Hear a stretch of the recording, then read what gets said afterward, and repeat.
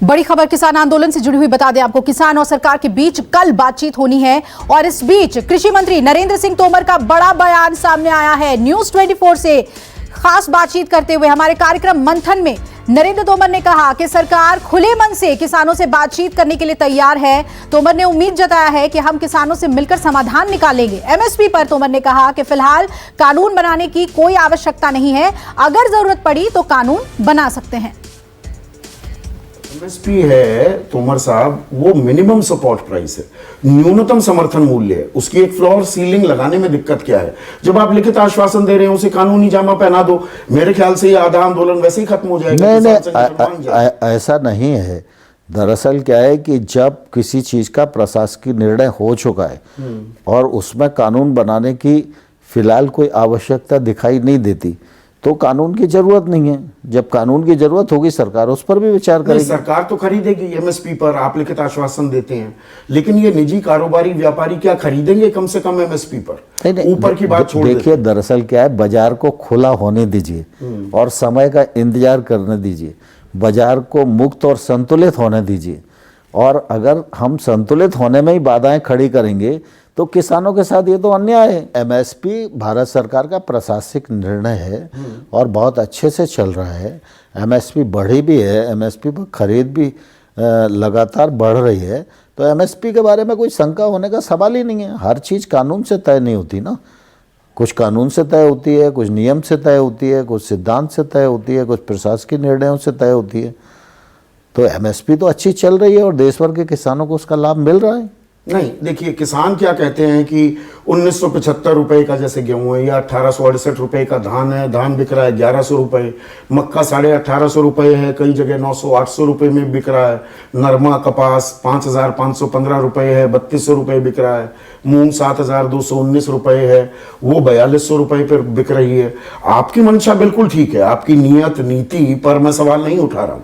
सरकार वो घोषणा कर रही है, बुआई से पहले कर रही है, 23 फसलों का आपने उसमें नाम डाल दिया, लेकिन दरअसल एमएसपी की घोषणा करना और खरीदी करना ये दो अलग चीजें हैं ना तुम्हारे साथ। देखिए, दरअसल क्या है, एमएसपी घोषित इसलिए की जाती है कि उससे किसानों को निश्चित रूप से एक दिशा मिले। और आज वर्तमान परिस्थितियों में बाजार में असंतुलन है, इस असंतुलन को दूर करने के लिए ही तो ट्रेड और कॉमर्स एक्ट हम लोग लेके आए। जब बाजार खुला होगा, एक किसान किसी भी दूरस्थ स्थान पर अपनी फसल अपनी मनचाही कीमत पर बेचने के लिए अगर स्वतंत्र होगा तभी निश्चित रूप से उसको वाजिब दाम मिलेंगे। अभी जो नए कृषि सुधार कानून आए उनका देश भर में तो सर्वत्र स्वागत हो रहा है और सभी लोगों से अच्छा महसूस कर रहे हैं। पंजाब सहित 1-2 राज्यों के कुछ किसान हैं जिनको इस पर आपत्ति है। उन किसानों से भी हम लोगों ने 6 दौर की वार्ता की है और हम उन किसानों से ये समझना चाहते हैं कि इन कानूनों का खेती पर और किसानी पर क्या दुष्प्रभाव होने वाला है। और पिछले दिनों भी हम लोगों ने लगातार बातचीत की है और निश्चित रूप से मुझे लगता है कि बातचीत होगी तो हम किसानों को समझाने में सफल होंगे।